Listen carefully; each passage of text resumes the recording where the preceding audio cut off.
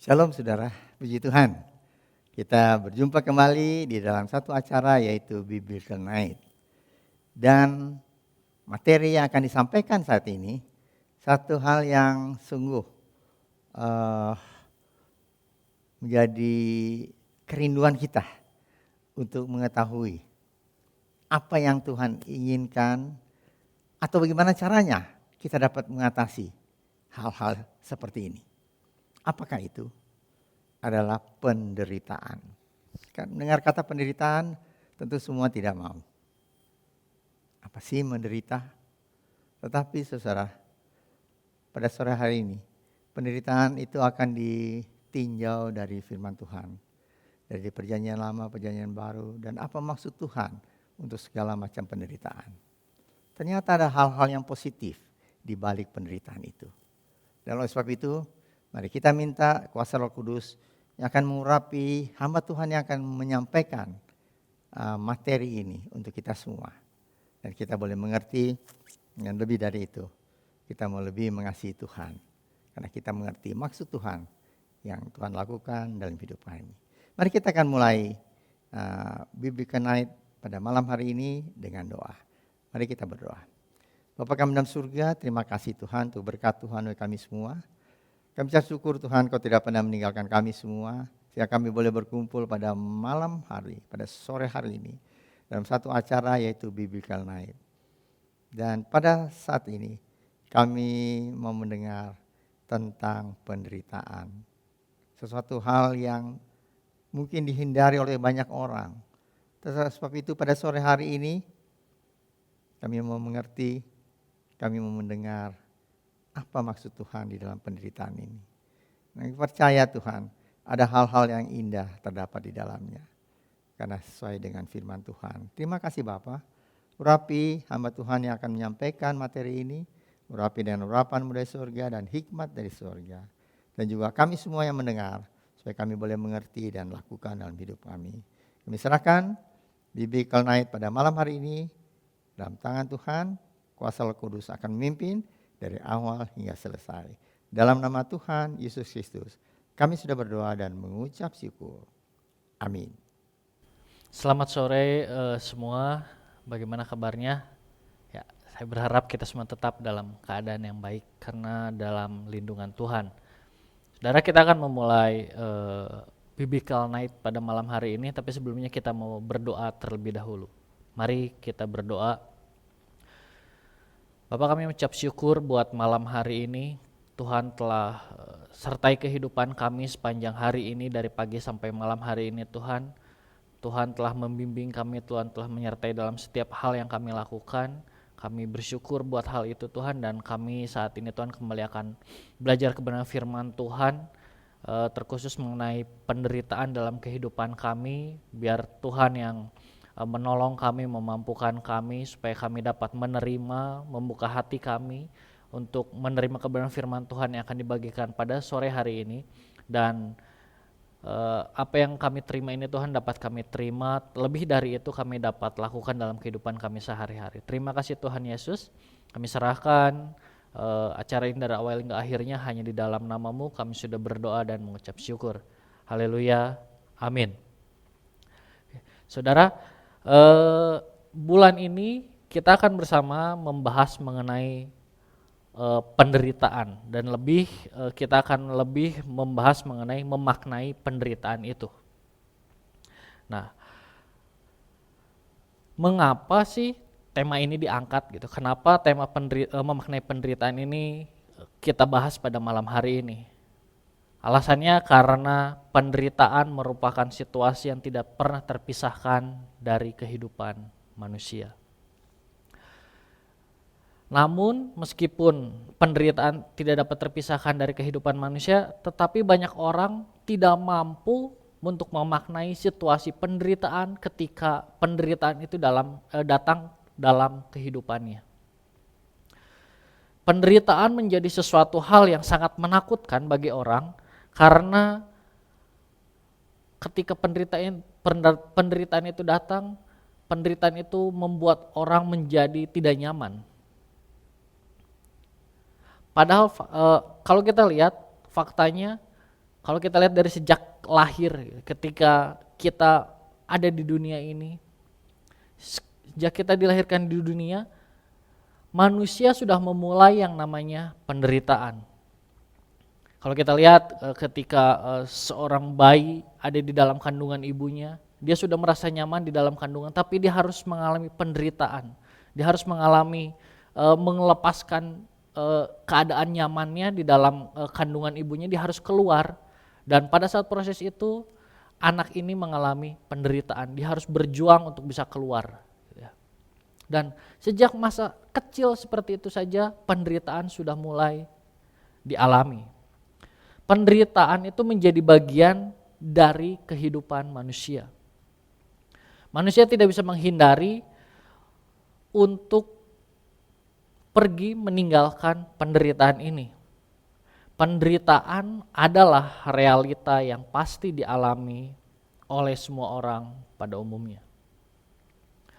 Definisi penderitaan dalam hidup manusia adalah suatu perasaan sakit yang dialami manusia sebagai akibat dari sesuatu yang merugikan dirinya.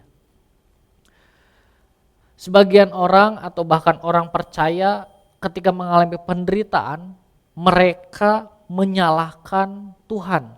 Mereka mengatakan bahwa, saya mengalami penderitaan karena Tuhan menghukum saya, karena hukuman dari Tuhan.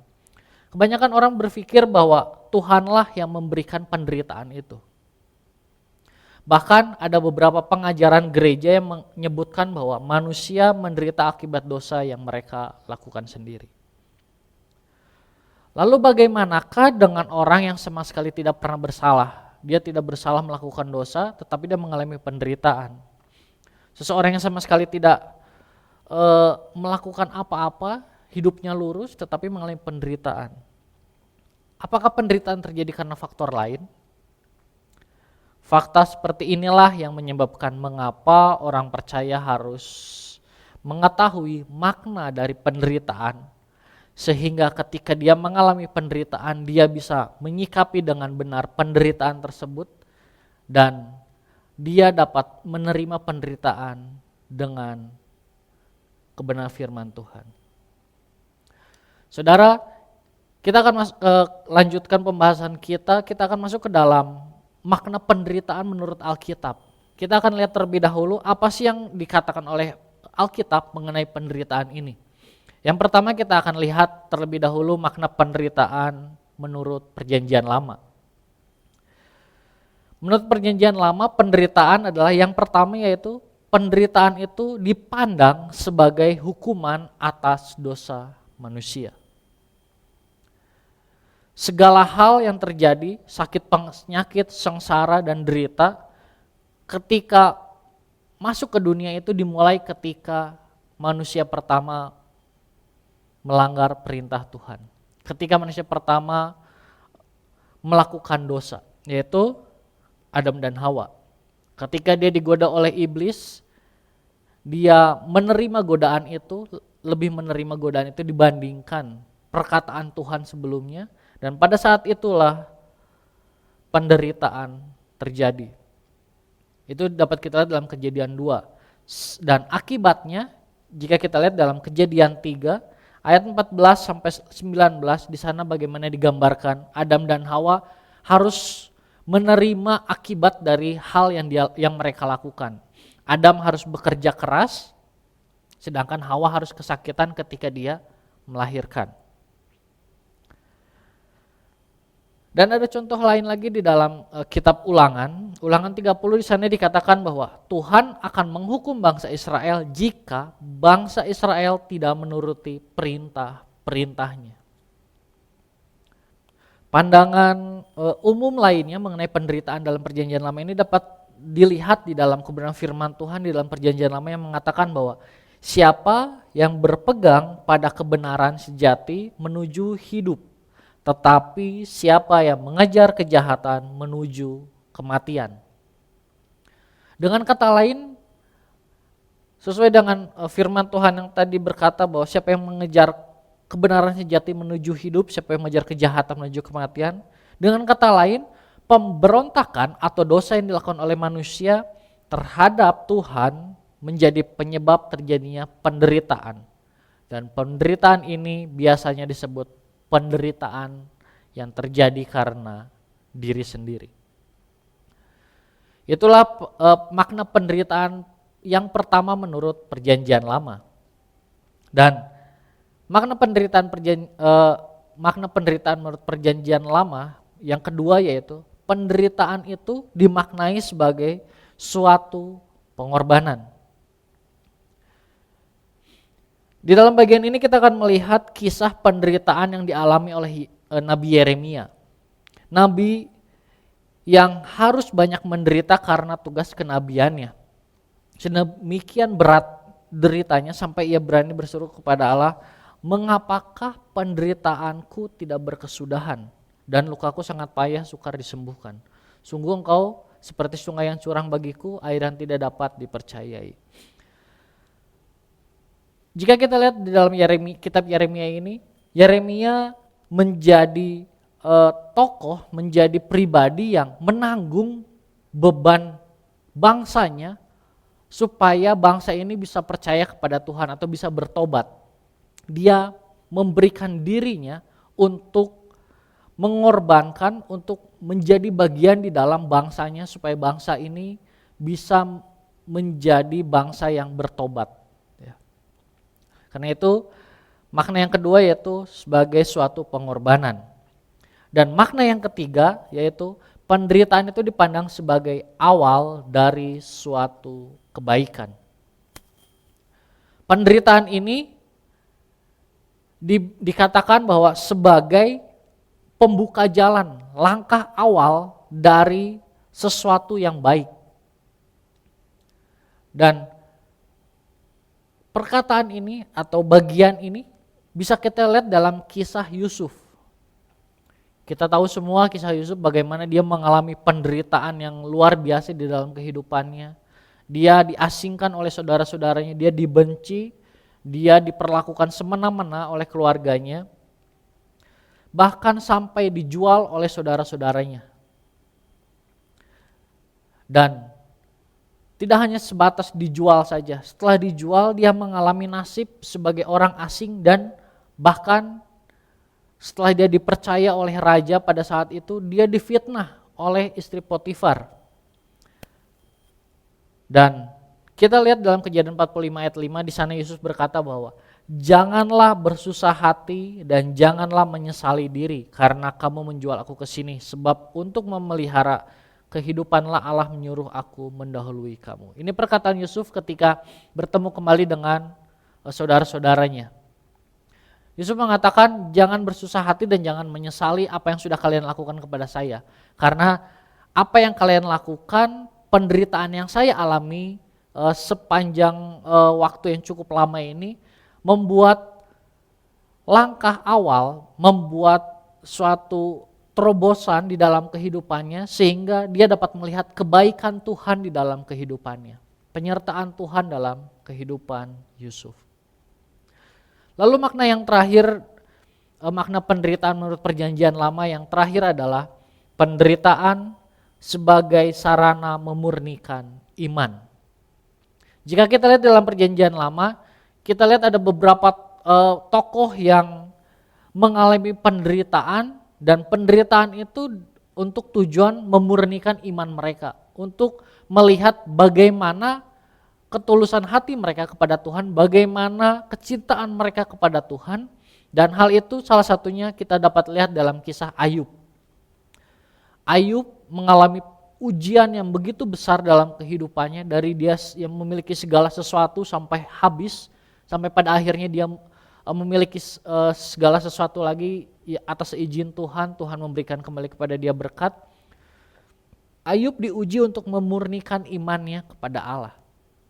Kita lihat Ayub benar-benar diuji melalui kehidupannya dan pada akhirnya kita melihat bahwa Ayub memiliki kemurnian yang tulus di hadapan Tuhan. Hidupnya benar-benar murni kepada Tuhan dan itu adalah makna yang terakhir menurut Perjanjian Lama. Lalu setelah kita lihat Perjanjian Lama, kita akan masuk ke dalam Perjanjian Baru. apa yang dikatakan oleh perjanjian baru mengenai penderitaan itu. Makna penderitaan menurut perjanjian baru yang pertama yaitu Allah yang menderita.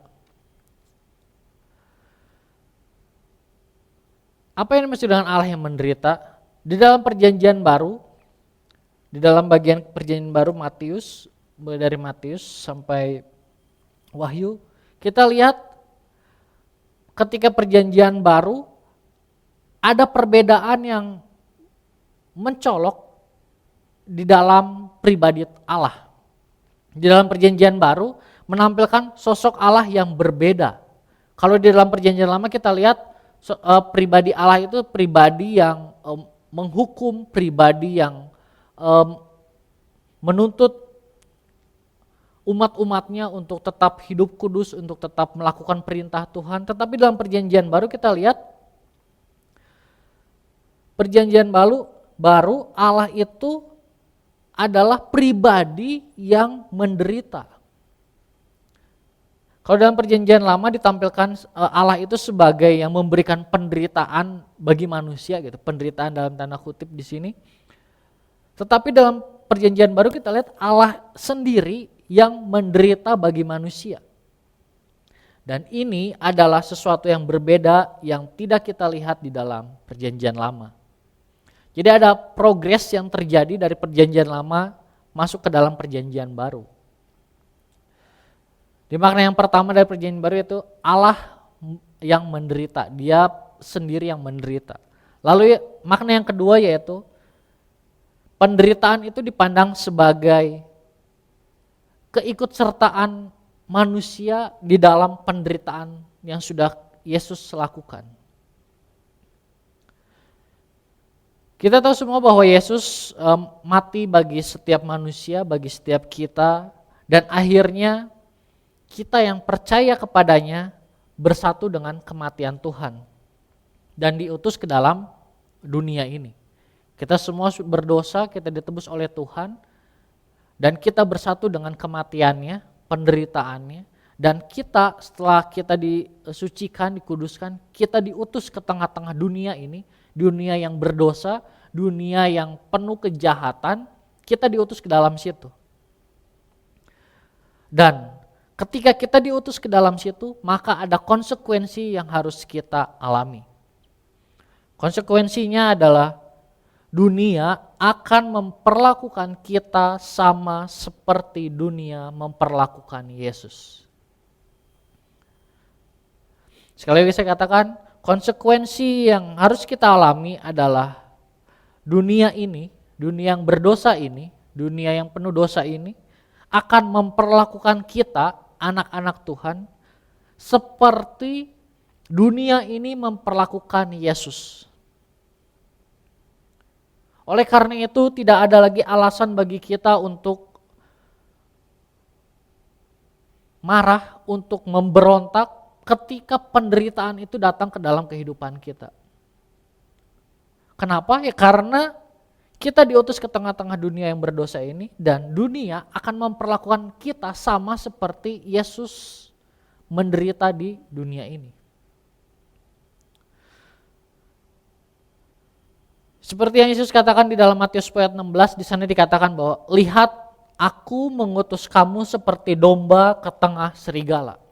Kita semua adalah domba-domba dan Tuhan mengutus kita ke tengah-tengah serigala.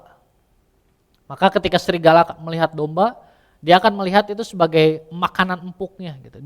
Serigala akan melihat, oh ini makanan saya, ini yang akan memuaskan saya. Oleh karena itu, sesuai di dalam Matius 10 ayat 16, kita dapat melihat bahwa Yesus sendiri yang mengatakan bahwa kita diutus ke tengah-tengah serigala.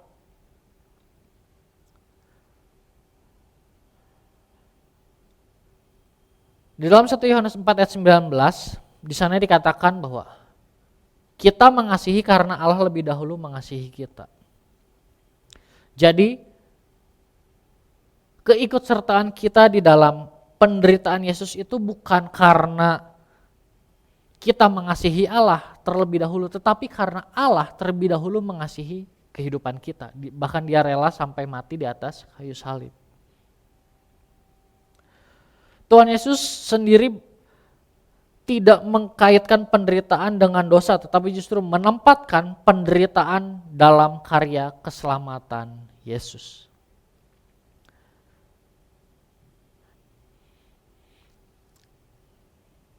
Kembali ke dalam ayat yang tadi dikatakan dalam Matius 10 ayat 16, di sana Yesus mengatakan, "Aku mengutus kamu seperti domba ke tengah serigala." Dan yang menjadi pernyataan yang cukup membuat kita melihat kehidupan kita saat ini. Gitu. Kita lihat kehidupan kita. Bagaimana dengan kehidupan kita? Apakah kita sudah menjadi domba yang ada di tengah-tengah serigala? Atau kita malah menjadi serigala itu sendiri? Kalau kita tidak pernah menderita karena kebenaran, ya, kalau kita tidak pernah mengalami penderitaan karena kebenaran, itu mungkin saudara bukan orang benar karena sama dengan dunia.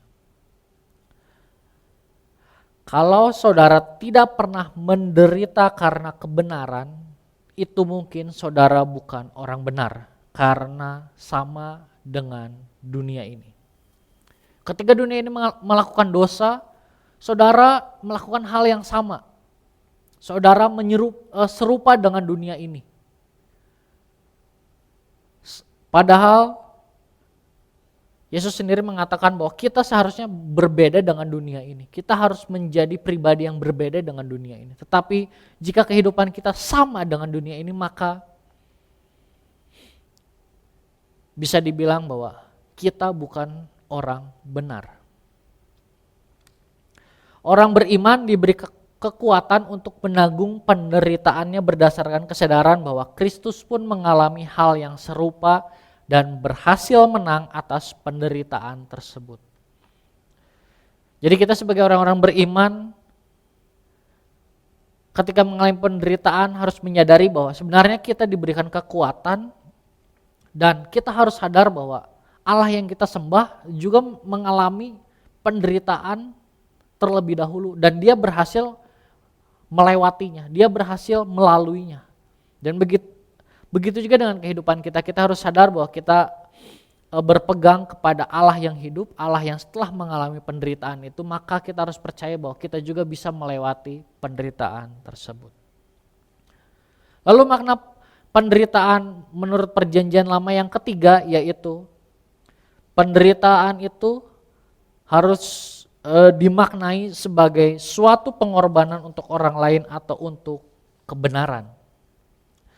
Jadi penderitaan itu harus dimaknai sebagai suatu pengorbanan untuk orang lain atau untuk kebenaran. Kita harus berkorban menderita karena kebenaran firman Tuhan, karena Allah, kita harus rela menderita.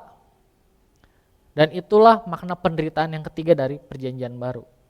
Dan hal ini bisa kita lihat di dalam pribadi Yesus sendiri. Dia menderita karena apa? Karena menjalankan misi dari Allah. Yesus turun ke dunia untuk menebus setiap kita. Dia harus menderita, dia disalibkan, dia mengalami kematian. Untuk apa? Untuk kebenaran, untuk menebus setiap dosa manusia. Dan yang keempat, makna penderitaan menurut perjanjian baru yang keempat, yaitu penderitaan itu dipandang sebagai permulaan kemuliaan manusia. Menjadi pertanyaan adalah, kenapa kita menderita? Kenapa kita orang percaya harus menderita? Di dalam Yakobus di sana dikatakan bahwa karena kita berusaha melawan natur dosa. Natur dosa adalah pada saat kita mengalami penderitaan, manusia ingin membalasnya. Mengapa kita menderita? Karena kita berusaha melawan natur dosa kita. Setiap kita adalah orang yang berdosa, kita sudah ditebus oleh Tuhan, tetapi masih ada natur dosa di dalam kehidupan kita. Masih ada keinginan-keinginan untuk melakukan dosa. Dan Natur dosa adalah pada saat kita mengalami penderitaan, manusia ingin membalasnya. Manusia ingin melawan keinginan dari penderitaan yang terjadi. Kita menginginkan sesuatu yang kita membuat kita terkekang dari penderitaan kita. Kita menginginkan sesuatu tetapi kita mengekang diri dari penderitaan. Kita ingin melakukan sesuatu tetapi kita melawan hal tersebut. Misalnya kita mau melakukan dosa A gitu. Tetapi di dalam diri kita melawan hal itu karena apa? Karena kita tahu bahwa hal itu tidak benar. Hal itu tidak sesuai dengan kebenaran firman Tuhan dan kita melawan natur itu. Dan setiap kita harus melihat penderitaan dari sudut pandang yang baru. Kalau kita dalam kehidupan sehari-hari gitu ya, ketika kita lagi ngobrol sama rekan-rekan kita atau sama siapapun, kadang-kadang kita mendengar atau bahkan kita mengatakan sendiri, ketika kita lagi ngobrol kita kadang bilang, untung aja saya udah bertobat. Coba kalau saya belum bertobat. Ada orang yang membuat kita marah, ada orang yang ngelicikin kita atau ada orang yang jahat sama kita. Mungkin pernah keluar dari mulut kita, untung saya udah bertobat. Kalau belum, coba aja lihat. Dan perkataan ini adalah perkataan yang salah. Seharusnya adalah karena kita sudah bertobat, karena kita semua sudah percaya kepada Tuhan, kita sudah meninggalkan kehidupan kita yang lama, seharusnya kita menjadi pribadi yang tetap memegang nilai-nilai kebenaran firman Tuhan. Meskipun ada orang yang jahat ke kita, meskipun ada orang yang menjelekan kita, meskipun ada orang yang menyakiti kita, kita sebagai orang yang sudah bertobat seharusnya kita tetap mengasihi mereka. Bukan jadinya kita malah membandingkan kehidupan kita dengan kehidupan kita yang lama.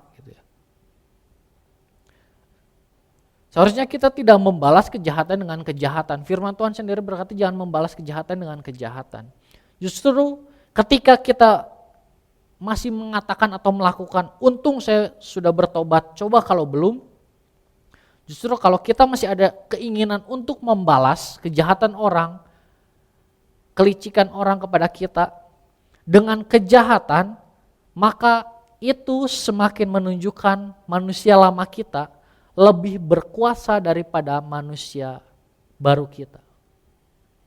Ketika ada orang jahat, mungkin di dunia bisnis ada orang yang nikung kita atau ada orang yang jahatin kita, atau ada yang licik sama kita. Ketika ada orang melakukan hal tersebut, kita sebagai orang yang sudah bertobat, sebagai orang yang sudah percaya sama Tuhan, kita harusnya tidak membalas hal tersebut. Seharusnya kita menunjukkan kehidupan kita yang baru. Saya sebagai manusia baru, saya harus mengasihi dia. Meskipun dia melakukan hal yang tidak mengenakan buat saya harus mengasihi dia. Saya harus tetap mengasihi dia. Saya tidak boleh membalas kejahatan dia dengan kejahatan. Karena apa? Karena ketika kita masih berpikir untuk membalas kejahatan dia dengan kejahatan yang akan kita lakukan, maka itu akan lebih menonjolkan manusia lama kita sebelum kita bertobat. Dan makna penderitaan menurut perjanjian baru yang kelima yaitu penderitaan itu dipandang sebagai kesempatan manusia mengenali Allah sebagai Allah yang penuh kasih dan membuktikan kesetiaannya kepada setiap kita. Di dalam Roma 5 ayat 3 sampai 5, di sana kalau kita lihat perikop tersebut merupakan suatu rangkaian pikiran yang langsung menunjuk kepada kasih Allah. Roma 5, saya akan bacakan saja Roma 5 ayat 3 sampai 5, di sana dikatakan, dan bukan hanya itu saja, kita malah bermegah juga di dalam kesengsaraan kita karena kita tahu bahwa kesengsaraan itu menimbulkan ketekunan, dan ketekunan menimbulkan tahan uji, dan tahan uji menimbulkan pengharapan. Dan pengharapan tidak mengecewakan karena kasih Allah telah dicurahkan di dalam hati kita oleh Roh Kudus yang telah dikaruniakan kepada kita. Di dalam ayat ini sangat jelas dikatakan bahwa karena kasih Allah telah dicurahkan di dalam hati kita. Penderitaan bukanlah bukti bahwa Allah tidak mengasihi kita. Seberapa sering kita mengatakan bahwa ketika penderitaan datang kepada kehidupan kita, seberapa sering kita mengatakan Tuhan gak mengasihi saya. Tuhan mah pilih kasih. Seberapa sering perkataan itu keluar dari mulut kita. Penderitaan bukanlah bukti bahwa Allah tidak mengasihi kita, melainkan justru bahwa Allah mengasihi setiap kita. Allah yang Maha Kasih dimaknai sebagai Allah yang adil. Dan di dalam 2 Tesalonika 1 ayat 4-5 di sana Paulus berbicara mengenai ketabahan orang-orang Tesalonika di tengah pengejaran mereka dan kesukaran sebagai bukti dari adilnya penghakiman Allah. Dan untuk kita mengenali Tuhan, untuk kita tahu bahwa Tuhan yang kita sembah itu Allah yang benar-benar mengasihi kita, untuk kita melihat dengan kacamata kita, kita lihat bahwa Allah yang kita sembah itu benar-benar mengasihi kita, Allah yang tidak pernah meninggalkan kita, maka yang harus kita lakukan adalah kita harus menjadi pribadi yang kudus. Karena apa? Karena tanpa kekudusan manusia tidak bisa melihat Allah. Kenapa? Karena Allah adalah Allah yang kudus. Untuk melatih supaya kita bisa melihat Allah, kita harus melatih kekudusan di dalam kehidupan kita. Dengan cara apa? Dengan cara dalam kehidupan sehari-hari kita menjadi pribadi yang jujur, menjadi pribadi yang adil. Kita menjadi pribadi yang mengasihi orang-orang. Dan ketika kita telah melihat makna penderitaan berdasarkan perjanjian lama dan perjanjian baru, maka kita bisa menarik sebuah kesimpulan bahwa jika kita lihat dalam perjanjian lama dan perjanjian baru, penderitaan itu dapat kita lihat terjadi progres yang cukup luar biasa.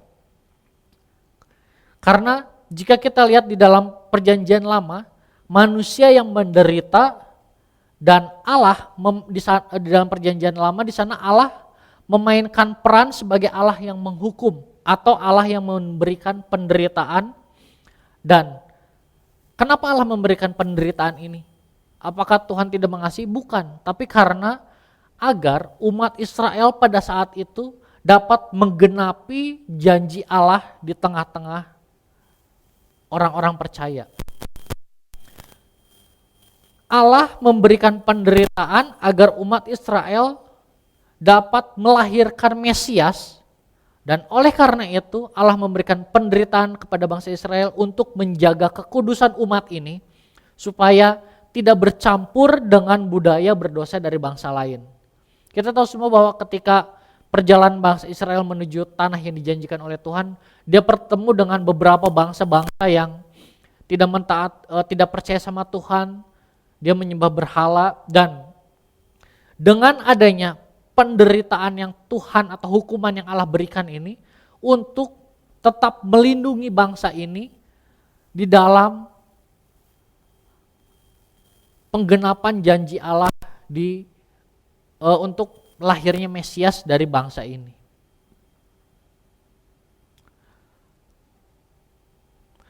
Allah dalam perjanjian lama bukan Allah yang kejam, tetapi Allah yang kudus. Oleh karena itu ketika bangsa Israel tidak melakukan kekudusan, maka Allah sebagai yang memegang kehidupan bangsa Israel sebagai Allah yang kudus, dia menginginkan bangsa ini tetap menjaga kekudusan. Tetap menjaga iman mereka meskipun di tengah-tengah bangsa-bangsa yang tidak percaya kepada Allah. Itu di dalam perjanjian lama. Dan di dalam perjanjian baru, penderitaan bukan hanya dialami oleh manusia saja, tetapi Allah juga masuk ke dalam penderitaan. Lalu Makna apa yang bisa kita ambil dari penderitaan perjanjian lama dan perjanjian baru? Yang dapat kita ambil adalah kita tidak boleh menghindari penderitaan.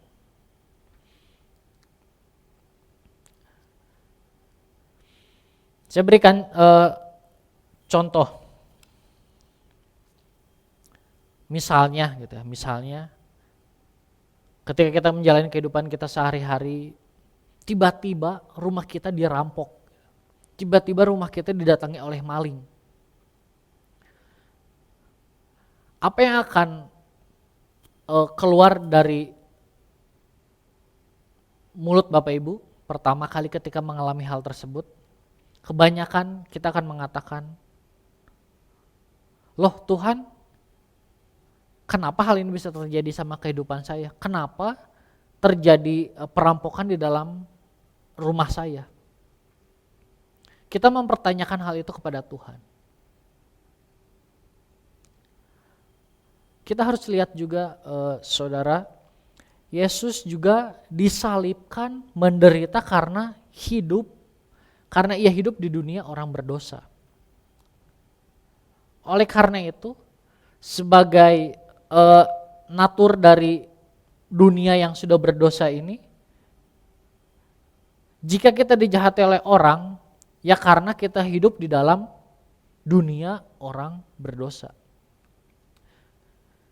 Jadi ketika kita mengalami perampokan itu, kita seharusnya nggak usah aneh lagi gitu. Kenapa hal itu bisa terjadi? Jangan sampai ketika terjadi kerampokan itu lalu kita menyalahkan Tuhan, seolah-olah Tuhan tidak mengasihi kita, seolah-olah Tuhan tidak peduli sama kehidupan kita. Bukan seperti itu. Tetapi seperti yang di bagian awal saya udah bilang bahwa kita diutus di tengah-tengah dunia yang berdosa ini, dan ketika dunia ini berdosa maka seharusnya kita sebagai orang percaya tidak aneh ketika kejahatan itu terjadi dalam kehidupan kita. Kenapa ya? Karena orang-orang di dunia ini sudah merupakan orang-orang yang berdosa. Natur mereka melakukan kejahatan. Ya. Dan dari contoh ini kita harus bisa belajar bahwa ketika penderitaan, bukan cuma soal kerampokan, gitu, penderitaan apapun yang terjadi dalam kehidupan kita, ketika penderitaan terjadi, kita tidak boleh menghindar dari penderitaan itu. Karena apa? Karena kita hidup di tengah-tengah dunia yang sudah berdosa ini. Yesus saja Allah yang kudus ketika dia turun ke dunia ini, dia harus menderita, menebus dosa-dosa. Gitu. Dia harus menderita, mengalami penderitaan dalam kehidupannya di dunia ini. Begitu juga dengan kehidupan kita. Ketika penderitaan datang, marilah kita belajar untuk tidak menghindar dari penderitaan itu, tetapi kita menghadapi bersama dengan Tuhan. Kita telah melihat makna penderitaan menurut Alkitab, menurut Perjanjian Lama, menurut Perjanjian Baru. Lalu setelah kita mengetahui, kita akan melihat langkah-langkah untuk menghadapi penderitaan itu. Kita akan melihat bersama langkah-langkah apa sih yang bisa kita lakukan ketika kita menghadapi penderitaan. Tadi di bagian akhir dikatakan bahwa kita tidak boleh menghindari penderitaan. Gitu. Lalu di bagian ini saya akan memberikan beberapa langkah supaya kita tetap bisa menerima atau kita tidak menghindar dari yang namanya penderitaan. Langkah pertama ketika menghadapi penderitaan yaitu menerima. Langkah yang paling awal ketika penderitaan datang ke kehidupan kita, yang paling pertama yaitu kita harus menerima. Sebagai orang percaya, yang harus kita lakukan ketika menghadapi penderitaan adalah menerima kenyataan itu. Menerima bahwa penderitaan terjadi dalam kehidupan kita. Apa maksudnya dengan menerima kenyataan ini? Maksudnya adalah ketika kita mengalami penderitaan atau kita mengalami penderitaan itu, kita bisa menerima tanpa harus mencari kambing hitam atau mencari siapa yang membuat saudara mengalami penderitaan itu.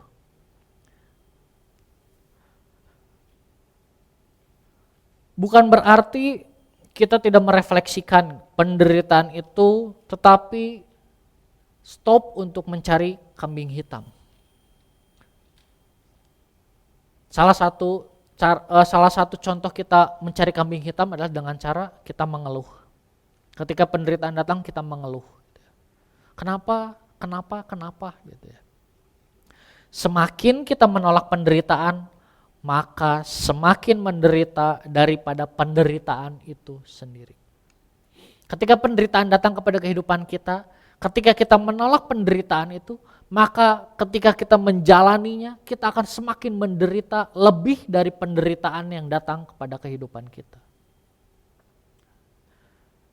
Lalu langkah yang kedua setelah kita menerima, ketika penderitaan datang, kita tidak mencari kambing hitam. Siapa sih yang membuat saya jadi mengalami penderitaan ini? Kenapa saya jadi kayak gini? Tidak perlu seperti itu, kita hanya perlu menerima. Lalu yang kedua adalah bergumul. Setelah kita menerima, oh ya saya mengalami penderitaan ini, lalu kita bergumul. Setelah kita menerima dengan ikhlas apa yang terjadi dalam kehidupan kita yaitu penderitaan itu, maka hal selanjutnya yaitu kita harus bergumul dalam penderitaan itu. Kita harus bertahan dan menghadapi penderitaan itu. Jadi kita tidak hanya sebatas ketika penderitaan datang saya nerima, ya saya terima. Kita hanya sebatas terima, enggak gitu ya. Tetapi kita juga bergumul, kita bertahan dan belajar untuk menghadapi penderitaan itu, dan jangan putus asa dan jangan berpikir bahwa ketika mengalami penderitaan itu maka itu adalah akhir dari segala kehidupan kita, bukan. Jadi langkah yang pertama menerima, setelah itu kita bergumul, kita bertahan, kita hadapi penderitaan itu. Lalu yang ketiga adalah memahami penyebab penderitaan. Setelah kita menerima, kita bergumul, kita mulai menenangkan hati kita ambil waktu sendiri, kita mulai lihat kehidupan kita mulai pahami penyebab penderitaan.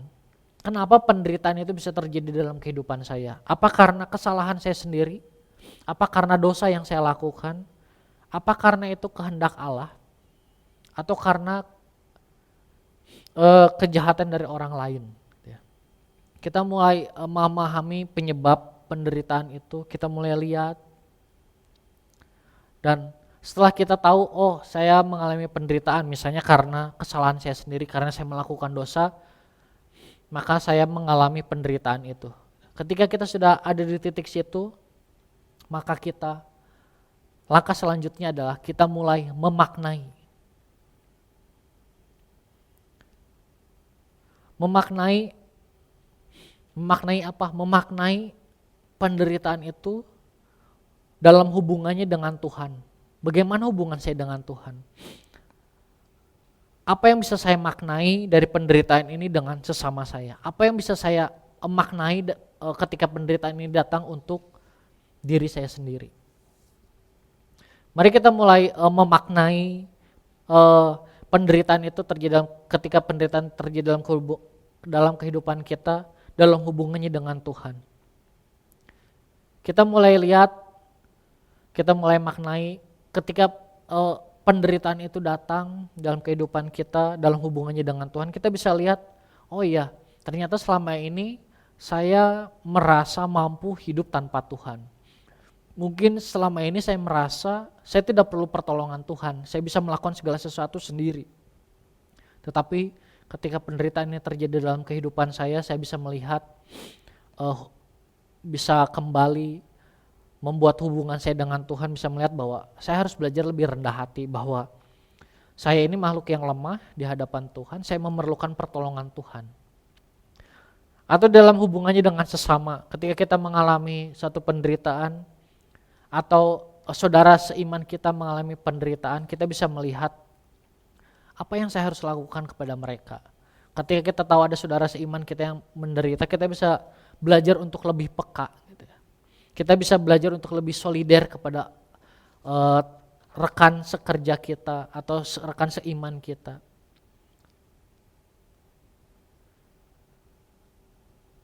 atau dengan diri sendiri, hubungan dengan diri kita sendiri. Ketika kita mengalami penderitaan, kita mulai memaknai apa sih yang bisa saya ambil dari penderitaan yang saya alami ini. Apakah saya mengalami penderitaan ini karena saya selama ini terlalu memforsir tubuh saya, gitu ya. Atau saya terlalu memforsir tenaga saya, pokoknya saya habiskan semua tenaga setiap hari, atau karena saya tidak disiplin dan sebagainya. Kita bisa mulai memaknai hal tersebut. Kemudian setelah memaknai, maka kita akan melihat penderitaan lebih jelas. Dan kita akan semakin kuat, tegar, tabah, dan tahan banting dalam menghadapi penderitaan di dalam kehidupan kita. Kenapa?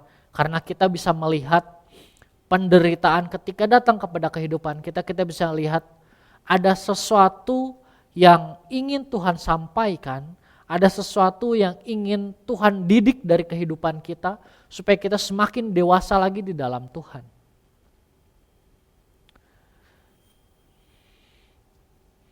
Misalnya saya kasih contoh berdasarkan langkah-langkah menghadapi penderitaan ini. Misalnya dalam keadaan COVID-19 seperti ini, banyak sekali orang-orang yang di PHK, pemutusan kerja dari kantor atau perusahaan tempat dia bekerja.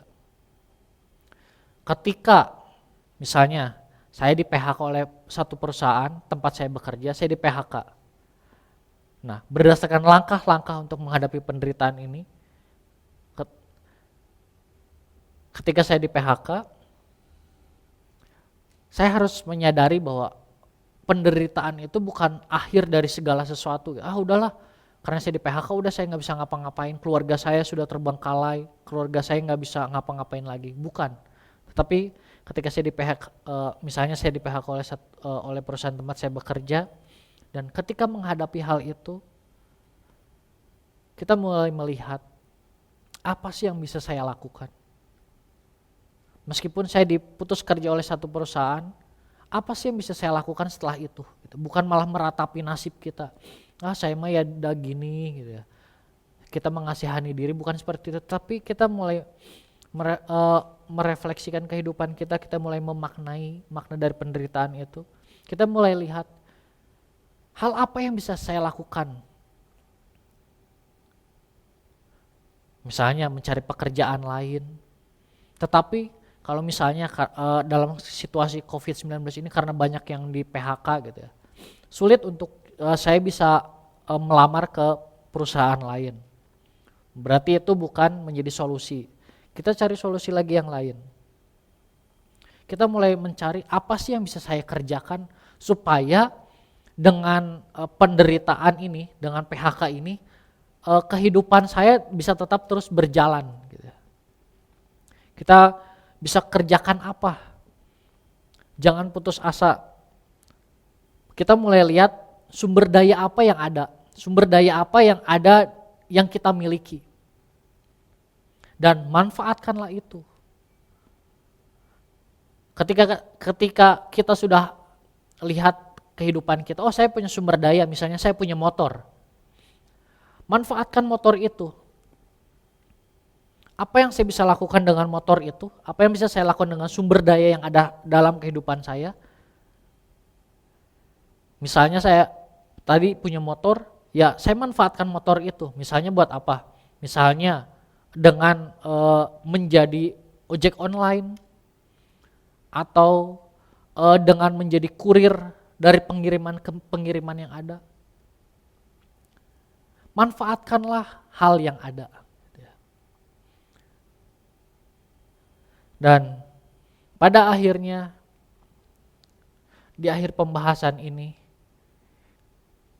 kita dapat menarik sebuah kesimpulan bahwa penderitaan bukanlah situasi yang harus kita hindari atau kita ratapi. Tetapi dengan penderitaan yang terjadi dalam kehidupan kita, ini menjadi sebuah kesempatan bagi kita untuk mengenal Allah yang kita sembah dan melihat karya tangan Tuhan yang ajaib dalam kehidupan kita. Dan pada saat penderitaan datang, maka kita harus menerima penderitaan itu dengan ikhlas, menggumuli penderitaan itu, memahami penyebab penderitaan tersebut, dan kemudian belajar untuk memaknai penderitaan tersebut. Kita tidak perlu takut ketika penderitaan datang ke dalam kehidupan kita. Kenapa? Karena Allah sendiri pasti akan memberikan kekuatan kepada kita untuk melewati hal tersebut. Firman Allah mengatakan bahwa penderitaan yang kamu alami itu tidak melebihi kekuatanmu. Jadi ketika penderitaan datang ke kehidupan kita, kita hadapi, jalan bersama dengan Tuhan, maka kita pasti akan bisa melewatinya. Biarlah pembahasan kita melalui Biblical Night pada malam hari ini bisa memberkati setiap kita, bisa menjadi kekuatan untuk setiap kita dalam menjalani kehidupan ini. Di dalam menghadapi khususnya penderitaan yang terjadi dalam kehidupan kita, biarlah melalui materi yang dibagikan pada sore hari ini bisa menjadi pegangan hidup kita, dan bukan hanya kita dengar tetapi kita bisa praktekkan dalam kehidupan kita sehari-hari. Puji Tuhan, saudara, kita sudah mendengar apa tentang penderitaan ini, ya. Satu hal yang dialami oleh semua manusia. Tidak ada manusia yang tidak menderita. Cuma tergantung kadarnya.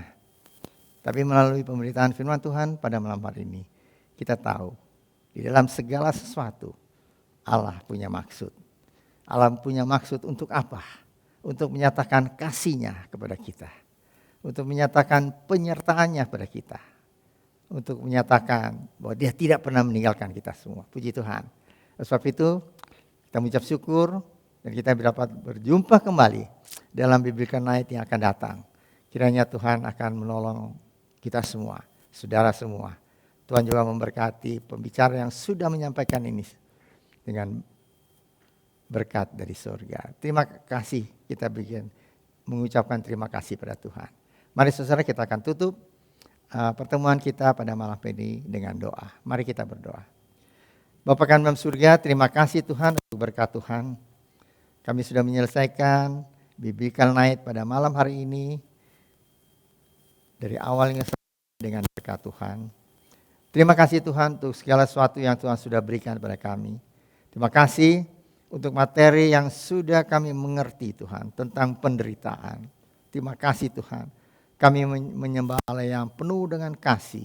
Allah yang tidak pernah meninggalkan kami semua. Allah yang tetap menyertai kami. Sehingga dalam penderitaan yang kami hadapi, apapun itu, kami tahu bahwa Allah ada di sana untuk menolong, untuk memberkati dan menyertai kami semua. Terima kasih Bapak. Kalau sebentar kami akan berpisah satu dengan yang lain. Sebentar kami semua, kami dapat beristirahat dengan tenang. Besok kami berbangun dengan tubuh yang sehat. Dapat mulai hari yang baru dengan Tuhan. Kami percaya Engkau sudah mendengar doa kami dan ucapan syukur kami ini. Yang kami naikkan dalam nama Tuhan Yesus Kristus. Yang menjadi juru selamat kami yang hidup. Saudara yang dikasih oleh Tuhan. Terimalah berkat dari Allah Bapa. Kasih karunia dan damai sejahtera dari Tuhan Yesus Kristus. Dan persekutuan Allah Roh Kudus menyertai saudara sekalian. Mulai hari ini sehingga Maranatha, Tuhan Yesus datang kembali. Amin.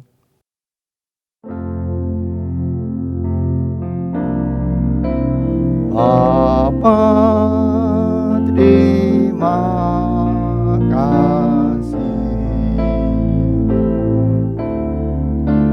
Bapa, terima kasih. Bapa di dalam surga, ku berterima kasih.